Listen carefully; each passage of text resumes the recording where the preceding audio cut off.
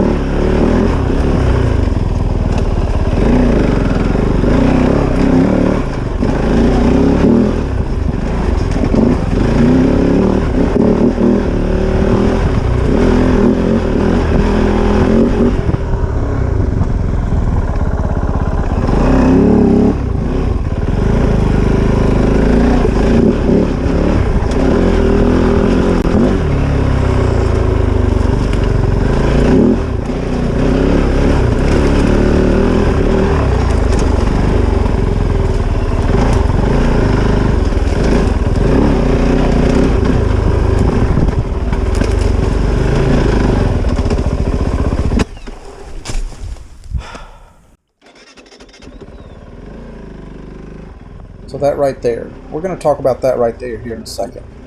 There is a small improvement on bottom end power and throttle response with the key, but it's really not as much as others have stated. Some people claim that it really transforms the bike. It makes it feel totally different, and I don't get that at all. The engine does seem to rev a little quicker from lower RPM, and that's nice. Unfortunately, the little bit of power you do gain down low, you definitely lose off the top end. I've also noticed the bike runs slightly hotter and seems to stall even easier than it did before. In 1,300 miles of riding this bike so far, I've never had the fuel boil until today. The coolant temp sensor also reads one bar higher than it used to. I've probably had this bike stall just like it did at least 10 to 15 times in this 3-hour long ride. It's the strangest thing. I don't understand it. Usually it happens when you idle down from not even that high RPM, 3,000 or 4,000 RPM. You kind of roll off the throttle and pull in the clutch at the same time, and it spits, coughs, chokes, and dies. Kind of does a little backfire, and you almost sometimes hear, I guess, the starter motor spin over backwards when it does it. It's worse now with this ignition time and key. Nope.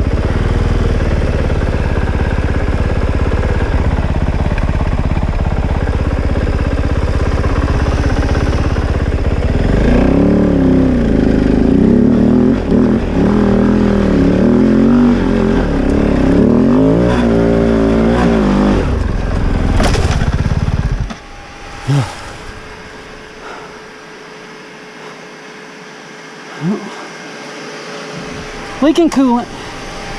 Oh, great. Busted.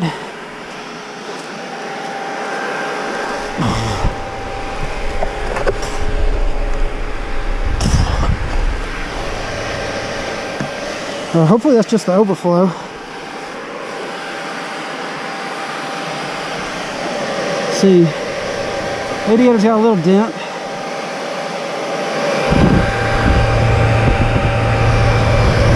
Out of that hose right there. That smells like gas. That's gas. Blue's coolant. I don't see any rock that would have busted anything, I don't think. So maybe the cap just came off my... Maybe it's just overflow, I hope. We'll find out. Rule number 1 is don't do something you can't get back up. This ought to be easy, but it's just rocks with topsoil on top. This freeze-thaw cycle's really loosened everything up, and my rear tire is not quite bald, but it's getting there, so it makes it quite difficult. So it looks like I'm gonna search for a different way out.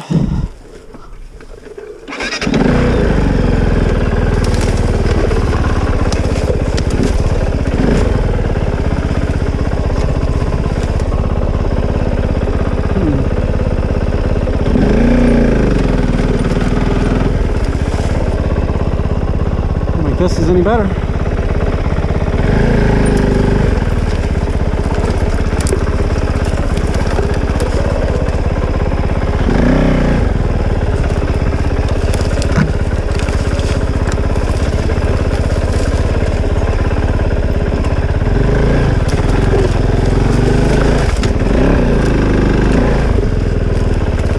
Maybe I'll start way down here.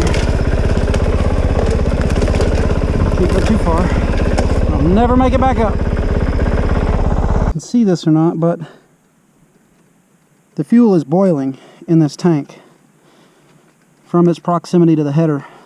I know one other guy's had a problem with the header actually melting a hole in the tank, which I don't think is very possible if it's got fuel in it.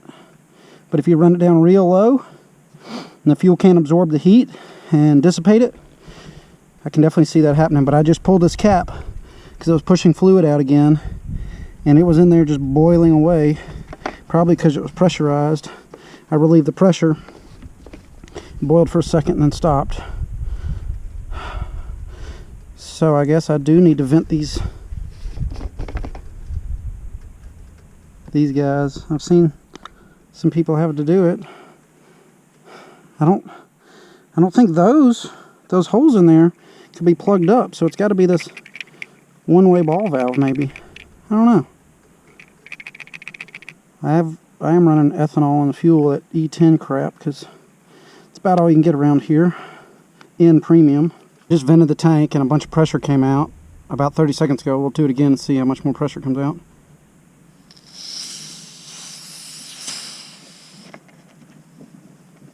Oh, we're boiling again. Huh.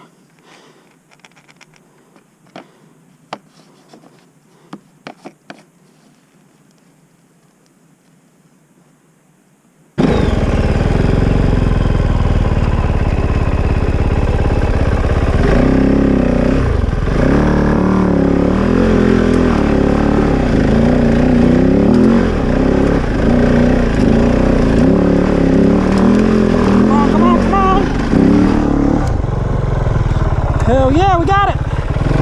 Maybe.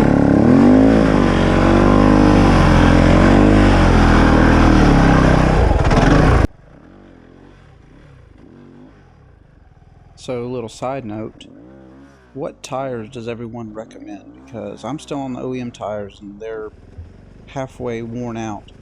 And when I first got them, I was pretty impressed with them. I think the sharp leading edges were biting in pretty well, but now they're two-thirds worn and rounded over. They just don't really hook up on anything anymore. So give me some suggestions on tires, please. Something that is still decent on the road. It's not going to wear out instantly. I know anything gummy isn't going to wear out. I don't really care about road manners as long as they get some life on the road, because I still like to ride to the trail, and something that's going to hook up a lot more decent than these giant tread blocks.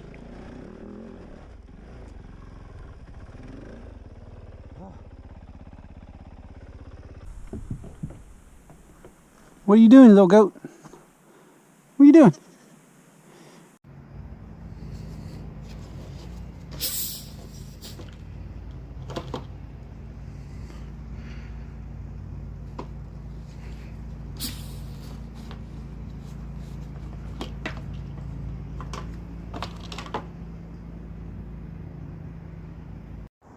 So yesterday when I parked the bike after that ride, the fuel was still basically boiling hot. And today when I come out and look at it, both tanks are sucked back in because that hot fluid, when it cooled, created a vacuum, and the caps are only one-way vented. You know, they only let pressure out. They don't let it pull it back in. But you can still see the tanks are still kind of funny looking. But I think the next time this builds up pressure in the sun, they will probably pop back into their original shape, hopefully. Oh yeah, this ought to be satisfying. Here you go. I never peeled any of this stuff off when I got the bike. But, like I said earlier, the guy that had his tank melt right here, I don't see any discoloration or anything, and I mean, that's a good, at least inch and a quarter away, but that heat that header gets hot. And I think with the advanced timing, it gets extra hot.